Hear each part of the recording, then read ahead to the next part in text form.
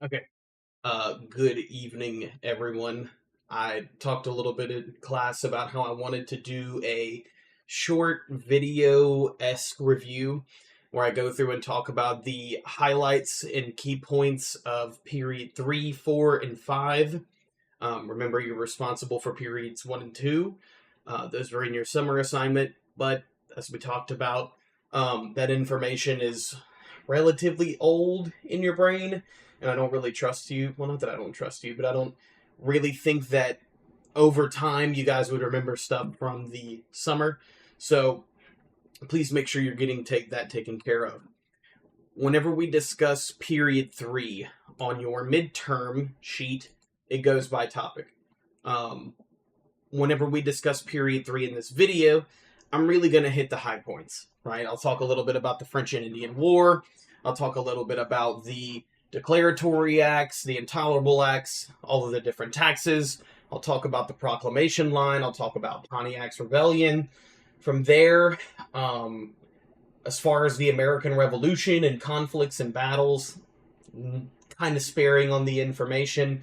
And then we'll kind of move towards the beginning arguments on government with the Federalist, anti-Federalist debate. And then from there, we'll talk a little bit about the first presidency with George Washington and the precedents that he set.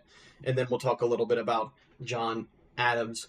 Going off of our midterm sheet, I'll start with the French and Indian War because it's arguably the first event of the time period. That's usually when the time period roughly starts, 1754 to 55-ish, and a little bit of the issues that happened beforehand. Remember, there's two nations present, or actually more than two, but two dominant nations present in the North American continent at the time. The first one being France and the second one being Britain. Both the French and the British believe that the territory in the Ohio River Valley is the most important part of North America. The French, because of their possessions in Canada and the lower Mississippi Valley, and the British, because they believed that it was important for westward expansion. Let me fix that very quickly. And the British, because they believed that the Ohio River Valley was key for western expansion in British North America. Ultimately, the conflict starts, and it starts because of land claim and territory. One of the reasons that we discuss the war starting, due to that land in the Ohio River Valley and its importance to both Britain and France, they feel that it's necessary to start a conflict and fight over it. The reason it's called the French and Indian War is because of the various Native American groups that participated in the conflict, both on the French and British sides, respectively. Certain Native American tribes allied with the British, predominantly the Iroquois Confederacy, and then other tribes such as the Huron, the Ottawa tribes, and other Algonquian-speaking tribes aligned with the French due to the ability of the French to assimilate with Native American culture nonviolently. Or you read in your summer assignment with period 2 about the relationship between French settlers and Native American settlers. For the most part, most of them got along. There are some stories of Native American women marrying French men, the diffusion of French culture into Native American culture and vice versa. So different sides pick one or the other. Okay. As far as major events, it begins with an assault on Fort Duquesne led by a young George Washington in order to claim land in the name of Great Britain. Washington suffers an early defeat at the hand of the French forces, and for a majority of the conflict, the French had the upper hand. Where things start to shift in terms of what's going on in the colonies, the British held a meeting in Albany, New York, to rally the Iroquois tribes in the summer of 1754, along with attempting to unite the currently disjointed colonies. Remember, most of the colonists held to the identity of their state rather than the identities of the British nation, and that kind of persists in America all the way throughout the 19th or 18th and 19th century. Especially during the Civil War, whenever we talk about people staying loyal to the states versus the federal government. That meeting is called the, well, not the meeting is called, I'm sorry. Benjamin Franklin attends the meeting in Albany, New York, to represent Pennsylvania as one of the 7 colonies, and comes up with a plan of union to establish a colonial government that is based on home rule. And by home rule, I mean the Senate or the people in the state decide the legislative action that goes on within that state. Okay, rather than the British monarchy making all of the decisions inside of the colonies. Um, Portions of it, a Grand Council elected with representatives from each colony, a President General appointed by the King of Great Britain, and the authority to tax for military ventures. And while it gets rejected by the British Crown in a majority of the colonies, it was a massive step towards representative democracy and government within the colonies. Whenever you're reading over, this is a table that talks about the differences between the colonial and British army in terms of resources, training, and fighting tactics. Not going to go over it because you guys can read it on your own. The big piece that you need to get from the French and Indian War is the after effects of the war itself. The conflict ends with British victory and with the passing of the Treaty of Paris in 1763, and the following list below provides concessions of the treaty between the two countries. That France would cede its territories in Canada and its land east of the Mississippi River to Great Britain. That's a majority of French land inside of North America. Remember, they somewhat keep a little bit of they keep a little bit of presence inside of Canada, but for the most part, the French are out of North America at this point. Okay, France then gave Spain the Louisiana Territory as a result of Great Britain not wanting the French near any of their territories. The main result being Britain is in a massive amount of debt post French and Indian War, and in order to rectify that issue, they began taxing colonists. Okay, I'm not going to go over the taxes too much in depth. We'll talk a little bit about them here in a second whenever we talk about taxation without representation. But most of you know the taxes and know that, you know, Britain taxed the colonies pretty heavily, number one. And then number two, with the taxing very heavily, they were kind of oppressive in a sense towards the colonists. It didn't allow them a lot of self-autonomy after what first they did, but after the end of salutary neglect, the idea of the colonies having any sense of autonomy kind of goes out the window until the American Revolution. In terms of the long-term effects of the French and Indian War, the most significant related would be that the conflict had massive implications on the relations between the colonists and the British. The treatment of the colonies by the British after the French and Indian War unified what was a rather isolated colonial system, and it sets the stage for the beginning of the revolutionary period in America, which would eventually develop into the colonies gaining full independence from Britain and solidifying the colonies as a unified country and a force to be reckoned with on the global stage. Okay? Excuse me. Moving right along. For the first portion of your review, before we have presidents, I wanted to do everything by topic, but then once we have presidents, we'll stop and take a look at each one individually. So the next topic is discussing taxation without representation, mainly related to the massive amount of taxes that are implemented on the colonists.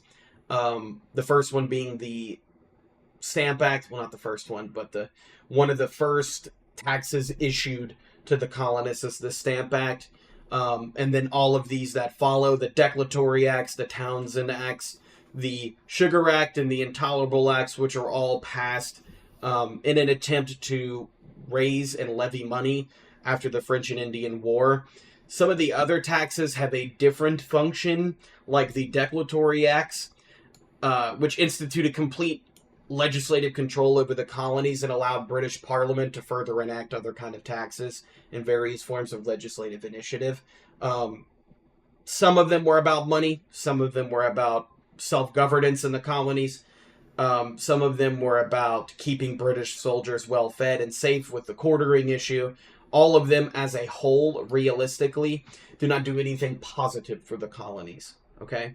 One of the axe that sends the shockwave through the colonial world and really is the catalyst for the American Revolution is the Intolerable Acts, which did a number of things like closing the Boston port, um, granting more power to the royal governor, allowing quartering, and which is, British soldiers being allowed to be housed in private households inside of the colonies, and the Administration of Justice Act, which allowed British Parliament to send colonial officials to other colonies or to London to be put on trial when accused of wrongdoing by a colonist, which we all know how those trials probably go, right? Moving forward, the idea behind it was to isolate Boston from the rest of the colonies, which had the opposite effect realistically. Delegates from each of the 12 colonies gathered in Philadelphia to convene the First Continental Congress in order to discuss the issues in Boston and work out a unified approach to increased British oppression and involvement in colonial oversight. The First Continental Congress in 1754 issued the Declaration of Colonial Rights and Grievances, challenging the overstepping by the British Parliament inside of the colonies. Of course, there's no formal declaration of war or separation by the members of the First Continental Congress, but it was one of the first steps towards autonomy in the colonies to separate from Great Britain. Okay? Next topic, moving quickly, actually. I think we'll make my 20-minute time limit. Next, we'll talk a little bit about the Enlightenment. As far as the Enlightenment thinker goes, there's two that you really need to be concerned with. The first one being John Locke with the idea of natural rights and that people are allowed to life, liberty, and property, which we, adopt in the Declaration of Independence. And then the idea of the consent of the governed, that governments only exist because people allow them to exist. Without the will of the people, the federal government has no function or purpose. The next one is Thomas Paine. Thomas Paine's pamphlet, Common Sense, attacked the concept of monarchy and labeled it oppressive and even ridiculous, calling on Americans to embrace independence and reject royal rule, ultimately arguing that government should be based on the will of the people, essentially arguing for republic-based government philosophy. Both of these writers heavily influenced the creation of one of the most important and influential foundational documents in the history of the United States of America, and that would be the Declaration of Independence. All men are created equal, unalienable rights, life, liberty, and the pursuit of happiness, and promoted values like democracy, individualism, and civic virtue and responsibility. Okay. Arguably, without both of these writers, and Thomas Paine, especially, a lot of the ideas and foundations on government that the United States hold would look a little bit different, right? Their influence on our foundational documents cannot be understated. In terms of the American Revolution, I'm going to keep it kind of brief, simply because you guys have had the American Revolution in 7th grade. You learned it a little bit in civics and GoPo. There's no need to beat a dead horse here. Right? But in the eyes of most historians, it was a remarkable event in the history of the U.S., along with it being a miracle that the colonists were able to achieve victory against a massive British war machine, because at the time, the British military was considered one of, if not the best military units on the planet. While we see overwhelming support for the revolution within the colonies, you still see a little bit of people who remained loyalists to the British crown. Most of them were clergymen, the merchant class, and recent immigrants to the colonies who felt that revolution would bring bring chaos to the already tumultuous situation in the colonies, particularly in places like Boston, which is kind of evident with issues like the Boston Tea Party and the Boston Massacre. It was already pretty chaotic and tumultuous in the northern colonies, so most immigrants felt when they moved there, why would we continue to keep up the chaos, right? The revolution begins with Lexington and Concord and what will be known as the shot heard around the world. Paul Revere, the famous American hero, not the Beastie Boys song, which, great song, by the way, warned local militias in Concord that the British were indeed heading their way, and then headed to Lexington shortly after. With this advance information from Revere, the colonists were able to outmaneuver British forces at Concord, securing a Continental Army victory. After the Battle of Yorktown, even though there was still minor skirmishes after. The colonists, with the assistance of the French, were able to win the War of Attrition, which means they basically outlasted Britain in terms of resources, and General Cornwallis finally surrendered. After the creation of the Articles of Confederation, our first form of government, and the unification of the 13 colonies into what would become known as the United States of America, the Treaty of Paris was passed in 1783, and the American Revolution officially concludes. Now, the big question from here is, where does the United States go from here? How are we going to address building a new and developing nation? Okay, we're going to skip 3.6 because that's mainly about the influence of revolutionary ideals, particularly in women. Even though that Molly Pitcher story, where she took over her husband's place at a cannon and began fighting British soldiers at the Battle of Monmouth, is pretty cool. The one group you really need to be concerned with in terms of the influence of revolutionary ideals, which would be the Daughters of Liberty, which were a women-led activist group that sought to show their support of the revolution by boycotting domestic British goods and spearheading domestic production efforts within the colonies. Their resistance wasn't necessarily in form of a military conflict of any kind, but more of a home front issue where they wouldn't use British goods and they would hand-spun soldiers' uniforms and blankets and stuff like that. Okay, some women even served as spies, which pretty cool if you ask me. Okay, I bundled 3.7, 3.8, and 3.9 together because it's about the Articles of Confederation, the Constitutional Convention, and the Constitution. I don't want to really talk too much about each of these, but I just want to give a short little brief timeline of events that may help you out with how you go about looking how this goes in order. First, the Articles of Confederation. The Articles of Confederation lasted from 1776 until 1789. The issue being it established a weak central government and placed most powers in the hands of the states. They can't enforce tax laws. They can't regulate commerce, the federal government, that is. They can't create militias. They can't create an army. All in all, piece by piece, it's really not too great.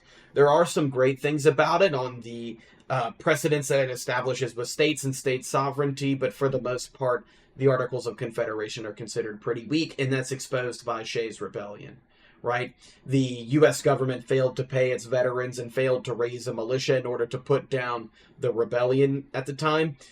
After Shays' Rebellion, it had become extremely clear that the United States government's ability to impose taxes, regulate commerce, or raise an army hindered its ability to defend the nation or pay its debts. To find a solution, Congress called for a revision of the Articles of Confederation, and in 1787, delegates from 12 of the 13 states met in Philadelphia to craft a new constitution.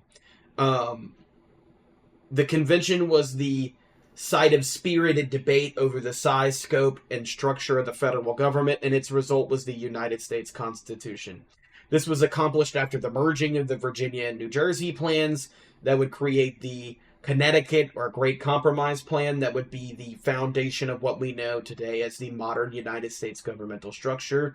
3 branches of government, checks and balances, a Supreme Court, a legislative branch that passes legislation for the country, a president who leads the country and helps with the passing of legislation and makes all the executive decisions, so on and so forth. That comes from the Constitutional Convention, right?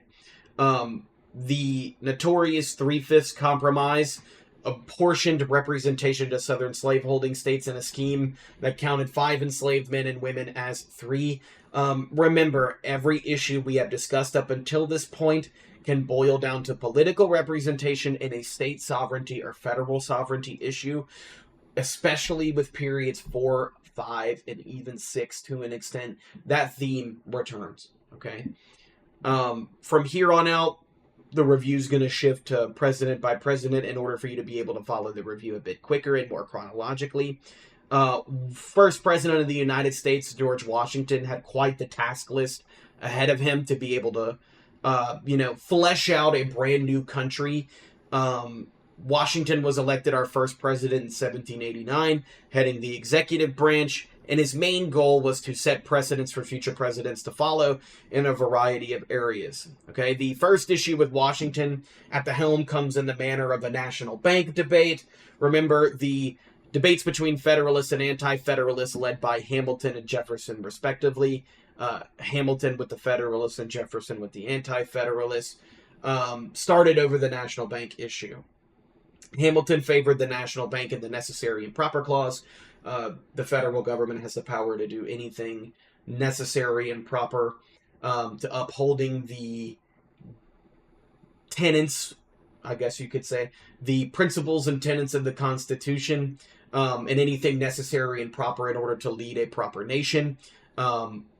While Jefferson and the Anti-Federalists did not favor the national bank, as they felt it was a gross misuse of federal government power. Okay. Ultimately, Washington sides with the Federalists and signed the national bank into charter in 1791. And remember, this isn't the last time we'll run into issues with the bank, as we will explore this issue during Jefferson, Madison's, and Jackson's presidency as a result of the national bank vetoes. Okay.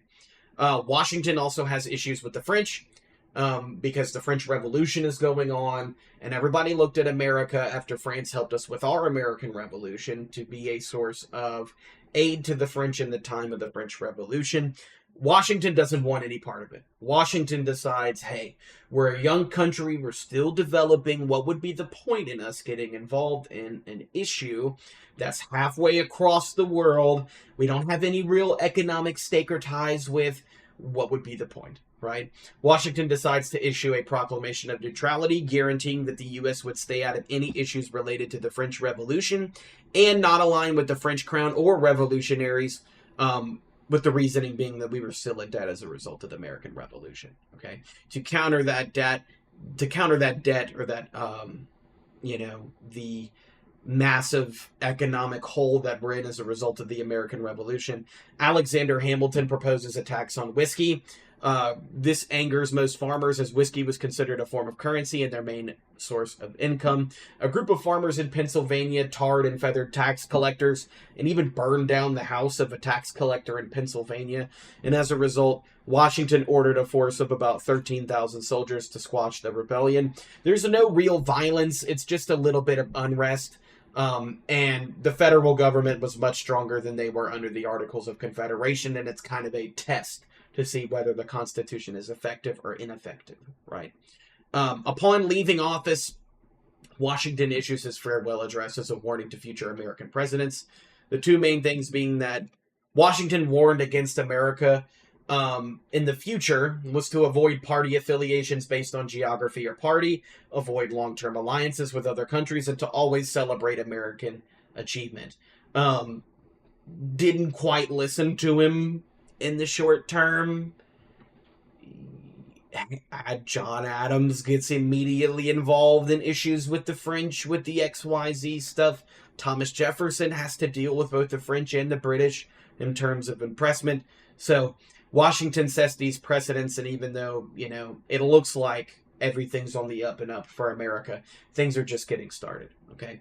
In the following election, the Federalists, even though Washington wasn't really a Federalist, he had no party affiliation, a lot of his policies were Federalist leaning. So the Federalists win the 1796 election with John Adams against the future president Thomas Jefferson.